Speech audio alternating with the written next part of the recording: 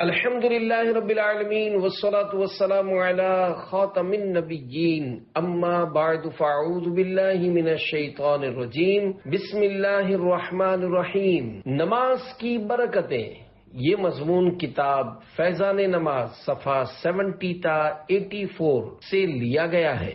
درود شریف کی فضیلت، فرمان آخری نبی صلی اللہ علیہ وآلہ وسلم، جبرائیل علیہ السلام نے مجھ سے کہا کہ اللہ پاک فرماتا ہے، اے محمد، کیا تم اس بات پر راضی نہیں کہ تمہارا امتی تم پر ایک سلام بھیجے، میں اس پر 10 سلام بھیجوں۔ صلو علی الحبیب صلی اللہ علی محمد۔ ایک صاحب سے جب گناہ ہو گیا، حضرت عبداللہ ابن مسعود رضی اللہ عنہ سے روایت ہے، ایک صاحب سے ایک صغیرہ یعنی چھوٹا گناہ ہو گیا، بارگاہ رسالت میں حاضر ہو کر عرض کی، اس پر پارہ 12 سورہ ہود کی آیت نمبر 114 114 نازل ہوئی۔ وَأَقِمِ الصَّلَاةَ طَرَفَيِ النَّهَارِ وَزُلَفًا مِّنَ اللَّيْلِ ان الحسنات یذہبن السیئات ذالک ذکری للذاکرین۔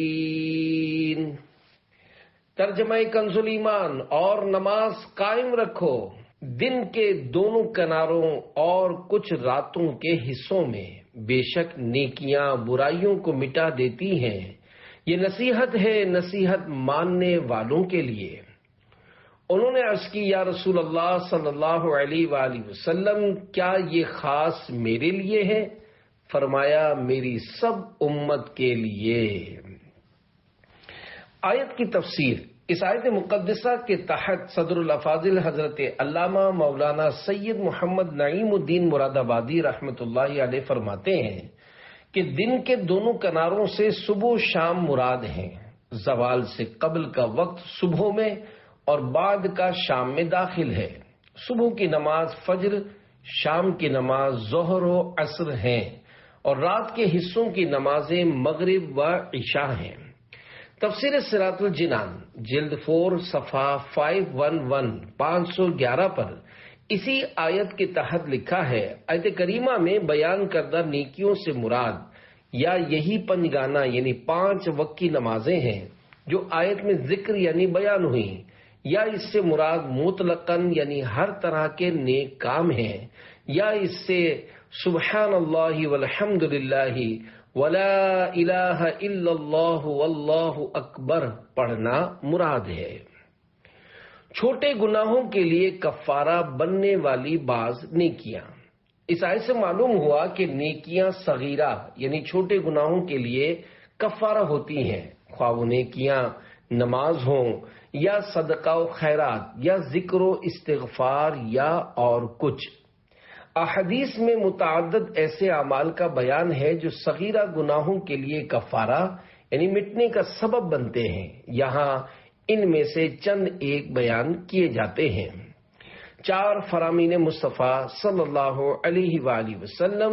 نمبر 1، 5 نمازیں اور جمعہ دوسرے جمعہ تک اور رمضان دوسرے رمضان تک، یہ سب ان گناہوں کے لیے کفارہ ہیں جو ان کے درمیان واقع ہوں، جبکہ آدمی کبیرہ یعنی بڑے گناہوں سے بچے۔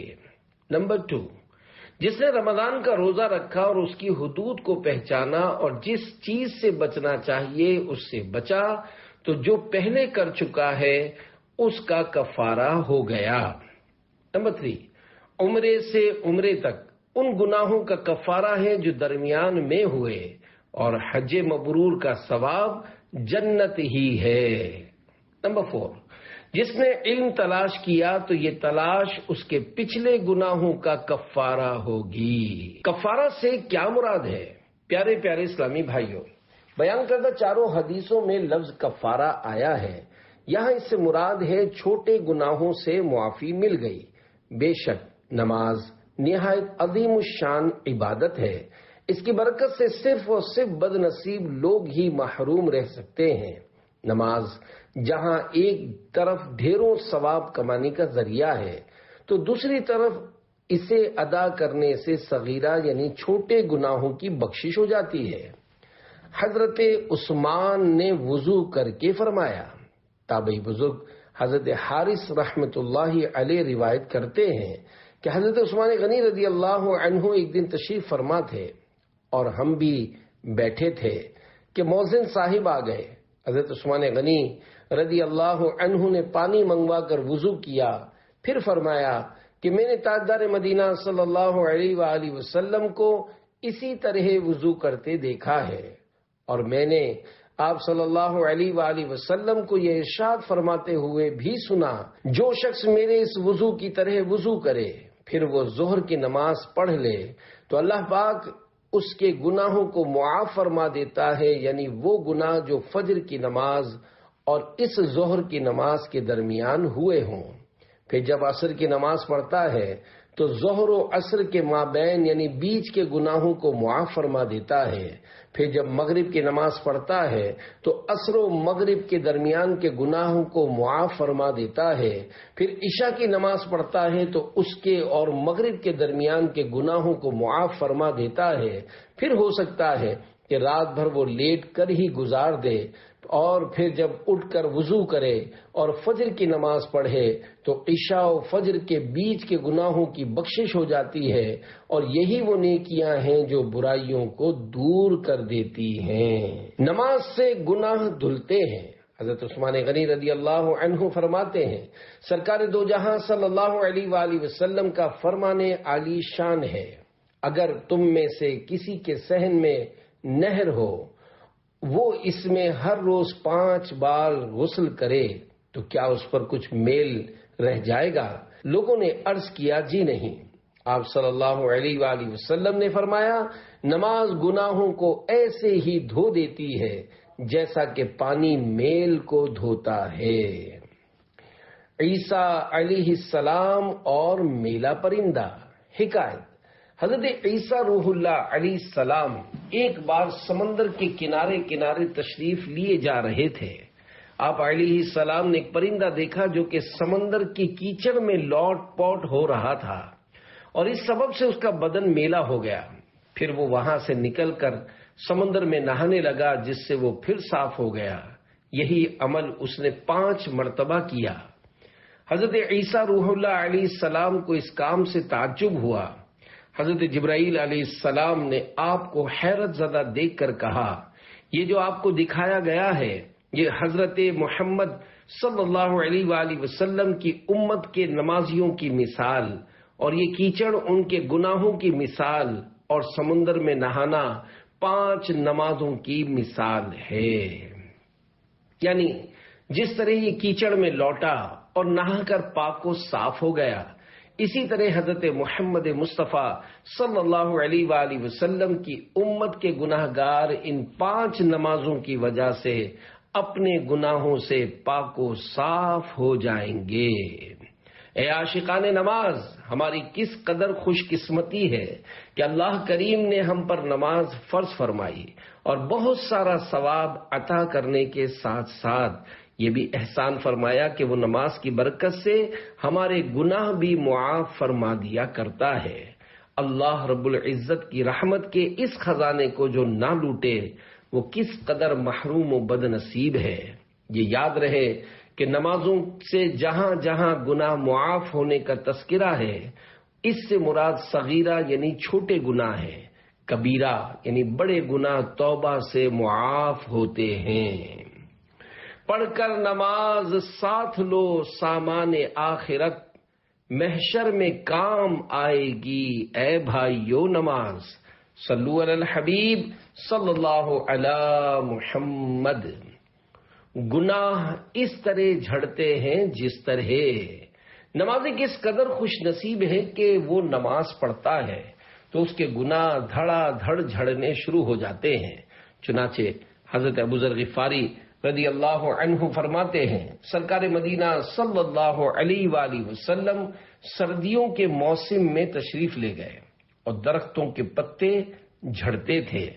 آپ صلی اللہ علیہ وآلہ وسلم نے ایک درخت کی 2 شاخیں پکڑ کر انہیں ہلایا، ان سے پتے جھڑنے لگے۔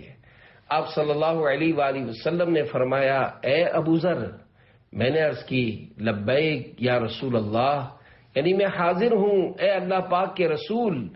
ارشاد فرمایا جب کوئی مسلمان اللہ پاک کی رضا یعنی خوشی کے لیے نماز پڑھتا ہے اس سے گناہ اس طرح گرتے ہیں جیسے درخت سے پتے جھڑتے ہیں۔ دوسروں کے درخت کے پتے جھاڑنے کے مسائل۔ حضرت مفتی احمد یار خان رحمت اللہ علیہ بیان کردہ حدیث پاک کے اس حصے سردیوں کے موسم میں تشریف لے گئے کے تحت لکھتے ہیں، مدینہ منورہ سے باہر کسی جنگل میں، اور یہ موسم خزاں کا تھا جبکہ شاخیں ہلانے سے پتے جھڑ جاتے ہیں اور ویسے بھی پت جھڑ ہوتا رہتا ہے۔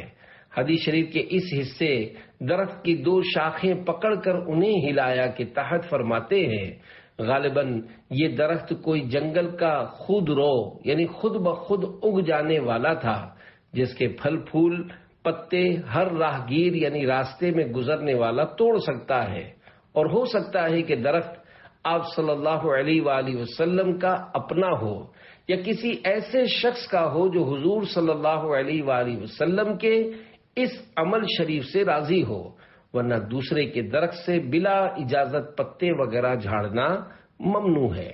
حدیث مبارک کے اس حصے گناہ اس طرح گرتے ہیں جیسے درخت سے پتے جھڑتے ہیں کے تحت ہے، یعنی اخلاص کی نماز موسم خزاں کی اس تیز ہوا کی طرح ہے جو پت جھاڑ کر دیتی یعنی پتے گرا دیتی ہے۔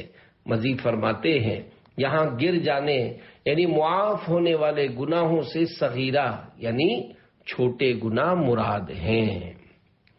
نماز سے فارغ ہوتے ہی گناہ معاف ہو جاتے ہیں۔ سرکار دو جہاں صلی اللہ علیہ وآلہ وسلم کا فرمانے والا شان ہے، جس وقت مسلمان نماز پڑھتا ہے تو اس کے گناہ اس کے سر پر رکھے جاتے ہیں، جب یہ سجدے میں جاتا ہے تو سارے گناہ گر جاتے ہیں۔ نمازی جب نماز سے فارغ ہوتا ہے تو گناہوں سے پاک صاف ہو چکا ہوتا ہے۔ 2 رکعت پڑھنے سے تمام صغیرہ گناہ معاف۔ حضرت زید بن خالد جوہنی رضی اللہ عنہ سے روایت ہے، مصطفیٰ جان رحمت صلی اللہ علیہ وآلہ وسلم نے فرمایا جو 2 رکعت نماز پڑھے اور ان میں سہو یعنی بھول نہ کرے تو جو کچھ پیشتر اس سے پہلے اس کے صغیرہ گناہ ہوئے ہیں اللہ پاک معاف فرما دیتا ہے۔ جو گناہ کیے تھے نماز کی برکت سے معاف۔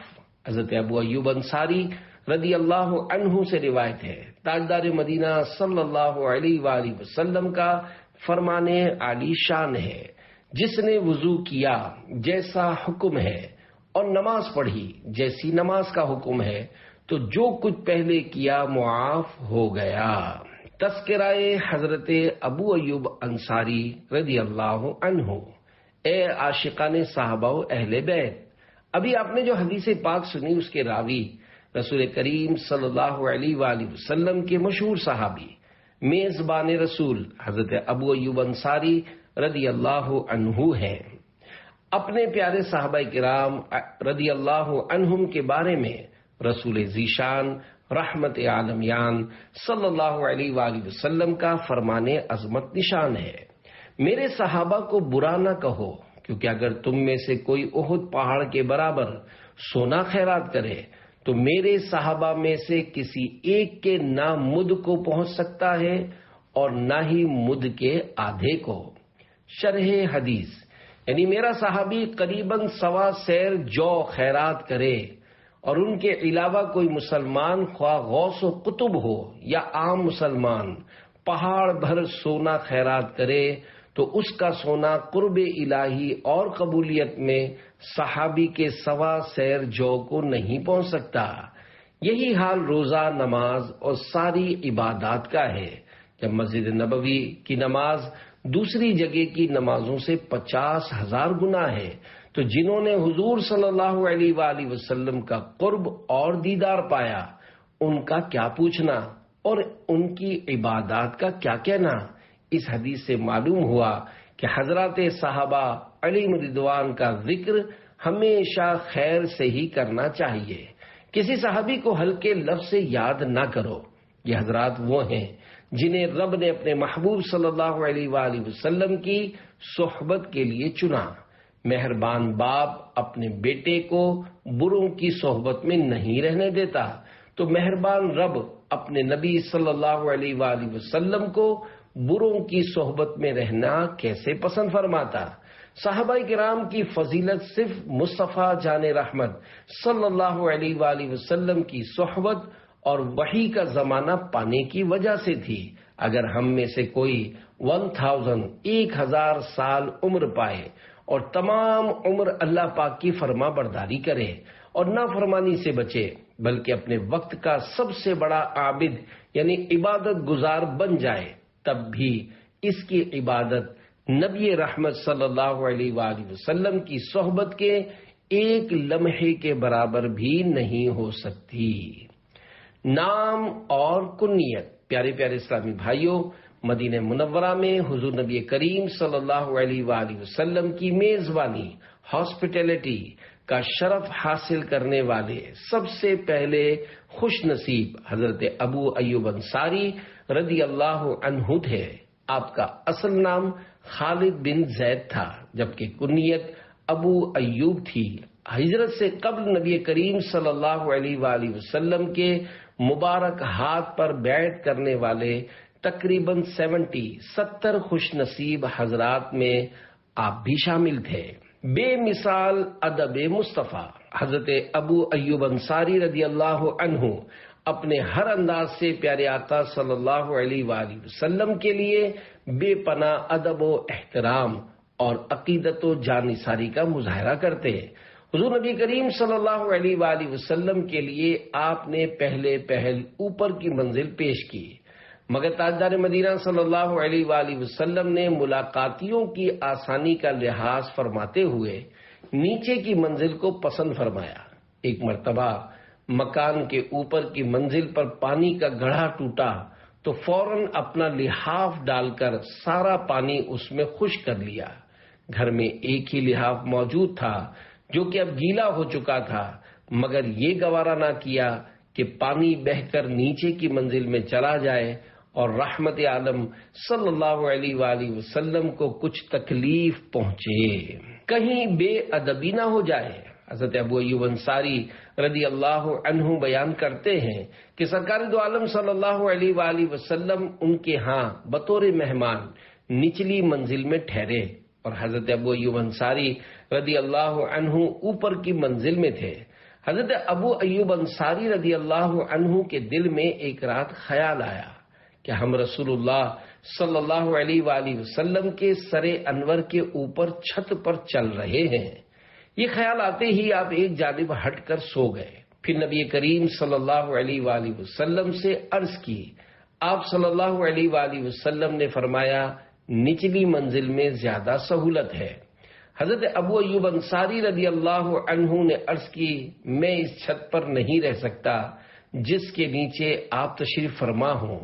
تب آقا دو عالم صلی اللہ علیہ وآلہ وسلم اوپر کی منزل پر تشریف لے آئے اور حضرت ابو ایوب انصاری رضی اللہ عنہ نچلی منزل میں آ گئے۔ برتن سے برکتیں لیتے۔ حضور رحمت عالم صلی اللہ علیہ وآلہ وسلم کے لیے آپ رضی اللہ عنہ کھانا بھیجتے اور جب برتن واپس آتے تو پوچھتے کہ رسول اللہ صلی اللہ علیہ وآلہ وسلم کی مبارک انگلیاں کس جگہ سے لگی ہیں۔ برکت حاصل کرنے کے لیے پاکیزہ انگلیاں لگی ہوئی جگہ سے لقمہ اٹھاتے اور کھانا کھاتے۔ دعائے مصطفیٰ۔ حضرت ابو ایوب انصاری رضی اللہ عنہ نے ایک بار سرکار دو جہاں صلی اللہ علیہ وآلہ وسلم کے مکان عالی شان پر رات بھر پہرا دیا۔ صبح ہوئی تو دعائے مصطفیٰ یوں ملی، اے اللہ تو ابو ایوب کو اپنے حفظ و امان میں رکھ جس طرح اس نے میری نگہبانی کرتے ہوئے رات گزاری۔ اللہ تم سے ہر ناپسندیدہ بات دور کر دے۔ حضور سید عالم صلی اللہ علیہ وآلہ وسلم ایک مرتبہ صفا و مروہ کی سعی فرما رہے تھے کہ داڑھی مبارک پر ایک پر گرا۔ حضرت ابو ایوب انصاری رضی اللہ عنہ تیزی سے آگے بڑھے اور داڑھی مبارک سے اس پر کو لے لیا۔ شہنشاہ مدینہ قرار قلب و سینہ صلی اللہ علیہ وآلہ وسلم نے آپ کو دعا دی، اللہ پاک تم سے ہر ناپسندیدہ بات دور کر دے۔ انتقال با کمال حضرت ابو ایوب انصاری رضی اللہ عنہ جب مبارک زندگی کے آخری دنوں میں سخت بیمار ہو گئے تو مجاہدین اسلام سے فرمایا، مجھے میدان جنگ میں لے جانا اور اپنی صفوں میں لٹائے رکھنا، جب میرا انتقال ہو جائے تو میری لاش کو قلعے کی دیوار کے قریب دفن کر دینا۔ چنانچہ سن 51 ہجری میں دوران جہاد آپ رضی اللہ عنہ کو قسطنطنیہ کے قلعے کی دیوار کے قریب دفن کر دیا گیا۔ ابتدا میں اندیشہ تھا کہ شاید نصرانی قبر مبارک کو کھود ڈالیں، مگر ان پر ایسی ہیبت طاری ہوئی کہ مزار اقدس کو ہاتھ بھی نہ لگا سکے، اور یقیناً یہ حضور انور صلی اللہ علیہ وآلہ وسلم کی مبارک دعا کا اثر تھا کہ آپ زندگی بھر مصیبتوں اور غموں سے محفوظ رہے، اور بعد وفات بھی صدیوں تک نصارہ آپ کی قبر مبارک کی حفاظت اور نگرانی کرتے رہے، حتیٰ کہ قسطنطنیہ پر مسلمانوں نے فتح کا جھنڈا گاڑ دیا۔ آج بھی ترکی حکومت کے زیر خدمت آپ رضی اللہ عنہ کا مزار اقدس اسی آن بان اور شان کے ساتھ آنے والوں کے دلوں میں سرور اور آنکھوں میں ٹھنڈک کا سامان لیے ہوئے ہے۔ مزار شریف کی برکت، قحط سالی کے زمانے میں لوگ حضرت ابو ایوب انصاری رضی اللہ عنہ کے مزار شریف پر حاضر ہو کر بارش طلب کرتے تو اللہ پاک آپ کے طفیل بارش برسا دیتا۔ اللہ رب العزت کی ان سب پر رحمت ہو اور ان کے صدقے ہماری بے حساب مغفرت ہو، آمین بجاہ خاتم النبیین صلی اللہ علیہ وآلہ وسلم۔ صلو علی الحبیب صلی اللہ علی محمد۔ اخلاص کے ساتھ 2 رکعت پڑھنے والا جہنم سے آزاد۔ سرکار مدینہ صلی اللہ علیہ وآلہ وسلم نے ارشاد فرمایا، جو تنہائی میں 2 رکعت نماز پڑھے کہ اللہ پاک اور اس کے فرشتوں کے سوا کوئی نہ دیکھے، اس کے لیے جہنم سے براعت یعنی آزادی لکھ دی جاتی ہے۔ نیکیاں چھپانے کے فضائل، 4 فرامین مصطفیٰ صلی اللہ علیہ وآلہ وسلم۔ اے عاشقان نماز، بندے کو چاہیے کہ وہ جس قدر ہو سکے اپنی نیکیاں چھپائے، اپنے نفل روزہ، نماز، حج و عمرہ، صدقہ و خیرات، دینی خدمات وغیرہ کا بلا وجہ ڈھنڈورا نہیں پیٹنا چاہیے۔ 4 فرامین مصطفیٰ صلی اللہ علیہ وآلہ وسلم۔ نمبر 1، آدمی کا ایسی جگہ نفل پڑھنا جہاں لوگ اسے نہ دیکھتے ہوں، لوگوں کے سامنے ادا کی جانے والی 25 نمازوں کے برابر ہے۔ نمبر 2، پوشیدہ یعنی چھپا کر دیا جانے والا صدقہ رب کے غضب کو بجھاتا ہے۔ نمبر 3، پوشیدہ یعنی چھپ کر کیا جانے والا عمل اعلانیہ عمل سے 70 گنا افضل ہے۔ نمبر 4، پوشیدہ یعنی چھپ کر کیا جانے والا عمل اعلانیہ عمل سے افضل ہے۔ بنا دے مجھ کو الہی خلوص کا پیکر، قریب آئے نہ میرے کبھی ریا یا رب۔ صلو علی الحبیب صلی اللہ علی محمد۔ حج کرنے والے محرم جیسا ثواب۔ حضرت ابو امامہ رضی اللہ عنہ سے روایت ہے، سرکار مدینہ صلی اللہ علیہ وآلہ وسلم کا فرمان عالی شان ہے، جو طہارت یعنی وضو یا غسل کر کے اپنے گھر سے فرض نماز کے لیے نکلا، اس کا اجر ایسا ہے جیسا حج کرنے والے محرم یعنی احرام باندھنے والے کا، اور جو چاشت کے لیے نکلا اس کا اجر عمرہ کرنے والے کی مثل ہے، اور ایک نماز سے دوسری نماز تک کے دونوں کے درمیان میں کوئی لغویات نہ ہوں، علیین میں لکھی جاتی ہے، یعنی درجہ قبول کو پہنچتی ہے۔ مولا کا دروازہ کھٹکھٹانا۔ صحابی ابن صحابی حضرت عبداللہ بن عباس رضی اللہ عنہما سے روایت ہے، تاجدار مدینہ صلی اللہ علیہ وآلہ وسلم کا فرمان عالی شان ہے، انسان نماز کے دوران گویا بادشاہ کے دروازے پر دستک دے یعنی نوک کر رہا ہوتا ہے، اور جو شخص ہمیشہ کسی بادشاہ کا دروازہ کھٹکھٹاتا رہتا ہے تو وہ کبھی نہ کبھی کھل ہی جاتا ہے۔ مجھے غسل کا پتہ ہی نہ تھا۔ اے عاشقان نماز، دل لگے یا نہ لگے خوب نمازیں پڑھے جائیے، انشاءاللہ ایک نہ ایک دن ہماری نمازیں خشوع و خضوع کے نور سے معمور ہو ہی جائیں گی۔ آئیے ایک مدنی بہار سنتے ہیں۔ پھول نگر پتوں کی پنجاب کے ایک نوجوان اسلامی بھائی دعوت اسلامی سے وابستہ ہونے سے پہلے نمازیں ترک کرنے، ماں باپ کی نافرمانی کرنے اور فلمیں ڈرامے دیکھنے کے عادی تھے۔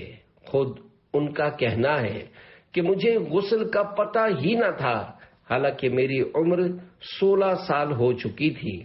ان پر اللہ پاک کا کرم یوں ہوا کہ ان کے محلے کے اسلامی بھائی نے ان کو رمضان شریف کے آخری عشرے کا اعتکاف عاشقان رسول کی صحبت میں کرنے کی ترغیب دلائی۔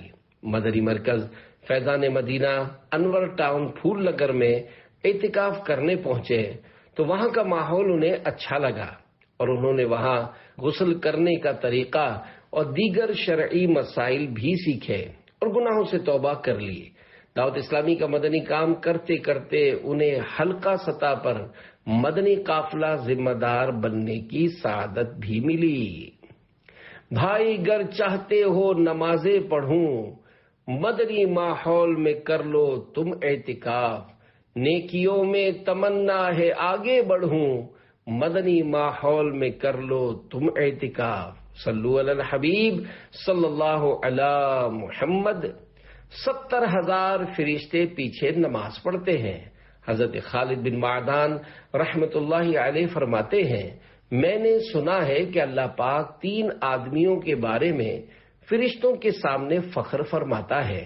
نمبر 1، ایک وہ آدمی جو چٹیل یعنی ہموار میدان میں اذان و اقامت کہہ کر اکیلا نماز پڑھتا ہے۔ اللہ پاک فرماتا ہے، میرے بندے کو دیکھو جو تنہا نماز پڑھ رہا ہے، میرے سوا اسے کوئی نہیں دیکھ رہا، جاؤ 70,000 فرشتے اس کے پیچھے نماز ادا کرو۔ نمبر 2، دوسرے اس آدمی پر جو رات کو اٹھ کر اکیلے میں نماز پڑھتا ہے، سجدے میں جائے اور اس حالت میں اگر اتفاق سے نیند آ جائے تو اللہ پاک فرماتا ہے، میرے بندے کو دیکھو، اس کی روح میرے پاس اور جسم میری بارگاہ میں سجدے میں ہے۔ نمبر 3، تیسرے اس آدمی پر جو زوروں کی جنگ میں ثابت قدم رہا یہاں تک کہ شہید ہو گیا۔ اذان دے کر تنہا نماز پڑھنے والا چرواہا۔ اے عاشقان نماز، اس حدیث پاک سے کوئی یہ نہ سمجھے کہ اکیلے نماز پڑھنا جماعت سے نماز پڑھنے کے مقابلے میں افضل ہے، ہرگز ایسا نہیں۔ یہ فضیلت تو ایسے جنگل، بیابان اور پہاڑ وغیرہ کے لیے ہے کہ جہاں بندہ تنہا ہو اور کوئی ایسی مسجد بھی نہیں کہ جس میں جا کر باجماعت نماز ادا کر سکے۔ اس کی تائید میں سنن ابو داؤد کی ایک حدیث مبارکہ پیش کی جاتی ہے۔ چنانچہ حضرت عقبہ بن عامر رضی اللہ عنہ کہتے ہیں، تاجدار مدینہ صلی اللہ علیہ وآلہ وسلم نے فرمایا، تمہارا رب اس بکری کے چرواہے سے خوش ہوتا ہے جو پہاڑ کی چوٹی پر ہو، نماز کی اذانیں دے اور نماز پڑھے۔ اللہ پاک فرماتا ہے کہ میرے اس بندے کو دیکھو، اذان دیتا ہے اور نماز قائم کرتا ہے اور مجھ سے ڈرتا ہے، بے شک میں نے اپنے بندے کو بخش دیا اور اس کو جنت میں داخل کروں گا۔ شرح حدیث، حضرت مفتی احمد یار خان رحمت اللہ علیہ میرات جلد اول صفحہ 415 پر فرماتے ہیں، معلوم ہوا کہ نماز پنجگانہ کے لیے اذان بہرحال دے، اگرچہ جنگل میں اکیلے نماز پڑھے۔ صاحب مرقات نے فرمایا کہ اذان کی برکت سے جنات و فرشتے بھی اس کے ساتھ نماز پڑھتے ہیں اور اسے جماعت کا ثواب ملتا ہے۔ تکبیر میں اختلاف ہے، مگر حق یہ ہے کہ تکبیر بھی کہے، کیونکہ اذان و تکبیر میں نماز کی اطلاع کے علاوہ اور بہت سے فائدے ہیں۔ حدیث پاک کے اس حصے اللہ پاک فرماتا ہے کہ تحت لکھتے ہیں، حضرت علامہ علی قاری رحمت اللہ علیہ فرماتے ہیں، مطلب یہ کہ فرشتوں سے انبیاء و اولیاء کی روحوں سے، بلکہ حضور نبی کریم صلی اللہ علیہ وآلہ وسلم سے بھی اللہ پاک فرماتا ہے، اور اس حصے میرے اس بندے کو دیکھو کہ تحت لکھتے ہیں، معلوم ہوا کہ فرشتوں اور نبیوں ولیوں کی روحوں میں یہ طاقت ہے کہ ایک جگہ رہ کر سارے عالم کو دیکھ لیں، کہ پروردگار ان سے فرماتا ہے اس پہاڑ پر چھپے بندے کو دیکھو۔ ساتویں آسمان کے فرشتوں کی گنتی کے برابر نیکیاں۔